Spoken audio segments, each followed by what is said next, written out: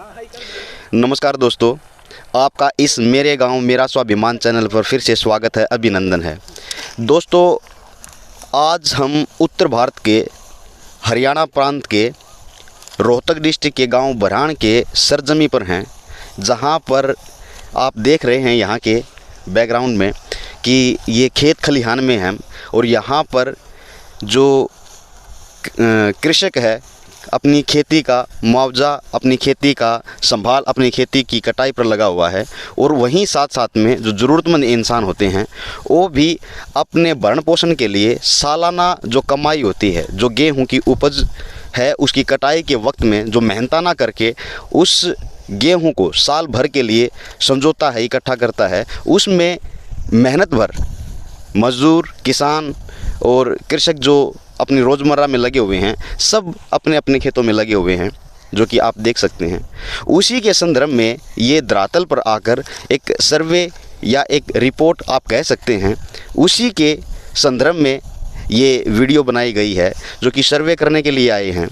और यहाँ पर पहुँचे तो जो मेहनत कर रहे हैं, मेहनतकश मज़दूर हैं, हम उनसे आपको रूबरू करवाएंगे कि वो धरातल पर कैसे काम करते हैं। इतने गर्मी के मौसम में तड़कती धूप के नीचे वो साल भर के अनाज के लिए जो मेहनत करते हैं, उनसे हम बात करते हैं। आइए मिलवाते हैं। नमस्कार जी। नमस्कार जी बाजी। एक जो मेहनतकश मज़दूर है, साल भर की मेहनत करता है, जो अनाज को सोंजने के लिए, सींचने के लिए, बनाने के लिए, आप उसके बारे में ग्राउंड रिपोर्ट से जानना चाहते हैं कि एक मज़दूर है वो साल भर के अनाज को इकट्ठा करने के लिए कैसे मज़दूर करता है, इतनी तड़कती धूप में कैसे काम कर पाता है। सुबह टाइम से आना पड़े भाई, बच्चों के लिए खाना तो देना पड़ेगा। राशन कार्ड में मिल जाया करता, पहले राशन कार्ड रहे नहीं, सरकार सुत्ती पड़ी है, अंधेरी दुनिया, काने राज्य वो हो रहा है, काम वो काम हो रहा है। मेहनत कर लेंगे तो खा लेंगे, बच्चों को नहीं करेंगे तो कहाँ से मिलेगा। जैसे आपने कहा कि पहले अनाज मिल जाता था, तो पहले कैसे और अब क्यों नहीं मिलता? वो फैमिली आईडी बनने के बाद में फैमिली आईडी अपने मुंह देखमा टीके करे हैं सरकार ने। फैमिली आईडी में पहले नाम भी था, राशन कार्ड भी था, सब कुछ था, अनाज भी मिलता था, आटा भी मिलता था। अब फैमिली आईडी ऐसी बनाई है, उसमें ना तो अनाज मिल रहा, ना आटा मिल रहा, कुछ भी नहीं है। अच्छा, मतलब अब कट गया वो? बिल्कुल कट गया भाई, कति साफ हो गया है। तो जैसे सुना है, जैसे बता रहे हैं कि पहले राशन कार्ड था और पहले सरकार की दी हुई सुविधा मिलती थी, लेकिन जैसे कहा कि मुंह देखे टीके किए गए हैं कि भाई जिसकी ज़रूरत है या जो अप्रोच का है उसके बचे हैं। अदरवाइज जो ग्राउंड रिपोर्ट ये कहती है कि ज़रूरतमंद इंसान के राशन कार्ड कट गए फैमिली आईडी की वजह से, और उनको अब न तो राशन मिल पाता, और साल भर का अनाज बनाने के लिए एक मेहनतकश मज़दूर ने बहुत दिलोजिद करनी पड़ती है, मेहनत करनी पड़ती है। वो तो करते ही हैं, सदा से करते आए हैं, लेकिन जो सरकार का सहारा था वो ख़त्म हो गया। और आप कैसे कहना चाहोगे कि भाई ये जो सहारा मिलता था वो जैसे छीन ही गया किसी किस्म? हम तो सरकार से ये रिक्वेस्ट करें भाई, जो जिनके राशन कार्ड कटे हैं उनके दोबारा बनाए जाएं, ताकि वो भी अपना सरकार का जो लाभ दे रही है उसका फ़ायदा उठा सकें। धन्यवाद जी। जैसे अधिकारी तो कहते हैं कि जो फैमिली आईडी बनी गई है वो सर्वे है किसी किस्म का, और जो ज़रूरतमंद है उनके रह गए, और जिनकी ज़रूरत नहीं है, जो ज़्यादा कमाते हैं, जिनकी ज़्यादा आमदनी है, उनके कटे हैं। 14 तारीख को यहाँ आए थे भाई, कहने लगे कि अपने बिजली का बिल ज़्यादा लगवाना पड़ेगा, बिजली का मीटर अलग लगवाना पड़ेगा, पर डे मीटर के बिल पटते नहीं, 1 मीटर और ठोक दे ऊपर से, उसका बिल कैसे पटेगा? मतलब ज्वाइंट फैमिली है तो उस ज्वाइंट फैमिली का भी ह्रास हुआ है, नुकसान हुआ है। नुकसान हुआ है। ज्वाइंट फैमिली में थे जे, मेरा लड़का है कि सिक्योरिटी गार्ड वाला मजाक रहे रोहतक, ज्वाइंट फैमिली थी हमारी, एक ही जगह मीटर था। अब कह रहे हैं कि भाई चाहे तो बाप का नाम मीटर लगवाओ, चाहे बेटे का नाम मीटर लगवाओ, तब फैमिली यानी कि राशन कार्ड बन सकता, नहीं तो नहीं बनेगा। मतलब ये भी नियम धरातल पर लागू अच्छे से नहीं हुआ? बिल्कुल नहीं। फिर उसमें कह रहे हैं कि भाई इसकी ज़मीन की फ़र्द लेके आओ, राशन कार्ड दूसरे का साथ में लेके आओ, एक गवाह लेके आओ, पटवारी के साइन करवाओ, नंबरदार को लेके आओ साथ में, यानी कहने का मतलब चक्कर पे चक्कर। अगर सरकार को इसी नियम को अच्छे से कायदे से बनाना पड़े तो आप क्या सुझाव दोगे कि भाई ज़रूरतमंद को कैसे कैसे करना चाहिए? मैं तो ये सुझाव दूंगा भाई सरकार वालों को भी, सरकारी मुलाजिमों को भी, कि भाई घर पे जाके सर्विस करें, जैसी स्थिति है उसके हिसाब से राशन कार्ड बना दो, हम खुश हैं।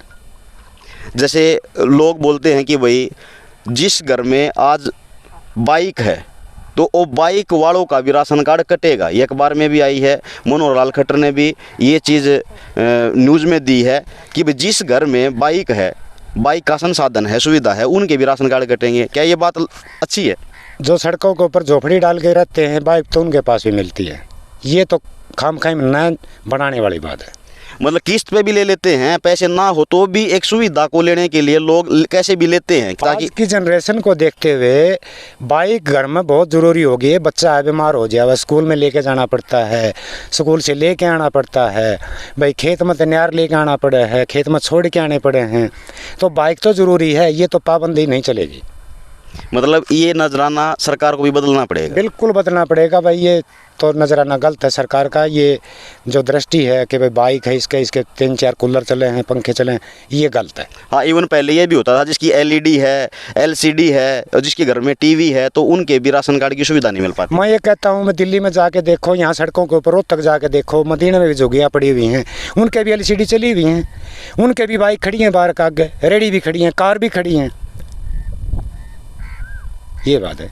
तो धरातल पर अच्छा सर्वे करने के लिए घर घर जाना पड़ेगा और लोगों की जो वास्तव में नीडी पर्सन हैं उनको नीड मुहैया करवाना सरकार का फ़र्ज़ है और वो कैसे भी लागू करनी चाहिए, अच्छा सर्वे करना चाहिए। तो ये एक धरातल पर हर किसी की ये पुकार है, गुजारिश है सरकार से कि वो अपने अधिकारियों को इंस्ट्रक्शन दे, आदेश दे, निर्देश दे कि घर घर जाके अच्छे से कायदे से लोगों की ज़रूरत को देखे कि एक किसान, एक मजदूर पूरा दिन भर इतनी तड़कती धूप में मेहनत कस करता है साल भर के अनाज के लिए, और ये तो करते ही हैं, साथ में मजदूरी टाइम पे नहीं मिल नहीं पाती और वो हर अपने जीवन को बहुत दिक्कतों से गुजार रहा है। तो सरकार को उनका हमदर्द बनना चाहिए, उनकी दिलो इच्छा को साथ रखना चाहिए। जैसे पहले जो सरकार होती थी, ये आज की सरकार भी पुकार करती है, ललकार करती है कि भाई ज़रूरतमंद इंसान को जगह भी दी जाएगी, रहने के लिए आवास भी दिया जाएगा, उसको खाने के लिए रोटी का मुहैया भी करवाया जाएगा, तन पर कपड़ा, बच्चों को फ्री शिक्षा दी जाएगी। लेकिन लगता है ये केवल एक नारेबाजी ही तक सीमित हो गए हैं और जो ज़रूरतमंद इंसान है वो कहीं ना कहीं परेशान है। क्या आप इस बात से सहमत हैं? भाई जी, मैं तो इस बात से बिल्कुल सहमत नहीं हूँ कि भाई सरकार झूठे दावे कर रही है कि भाई मकान होगा, हर एक घर पे छत होगी, सर पे छत होगी। ऐसा प्रावधान हमें तो लगता नहीं कोई भी। मजदूर आदमी है, मजदूरी कर रहा है तो खा रहा है, नहीं तो कोई सरकार की तरफ से कोई सुविधा नहीं है। ये पीछे ओले पड़े थे, पानी भरा हुआ था, ज़मींदार को तो मिल गया, उसके साथ में जो टच में जो मजदूर आदमी हैं उनको क्या मिलता है? आप भी सोच कर देखो एक बार इस बात को कि मजदूर भी तो उसी के साथ में लगा हुआ है। अगर ज़मींदार के है तो सब मजदूर को ही मिलता है। ज़मींदार को तो ओलों का मिल गया, पानी चढ़ा होगा उसका ही मिल गया, सूखा पड़ गया उसका ही मिल जाएगा। एक मजदूर को क्या मिलता है? जो मजदूर की मजदूरी छीनी है उसमें कोई हमदर्दी नहीं। हमने तो कहीं सुनने में नहीं आया कि भाई मजदूर को भी 5 रुपये खाते में आए हैं। ये बिल्कुल दिलो पुकार है, ये ज़मीनी है, धरातल है और ज़मीन से जुड़ी हुई रिपोर्ट है।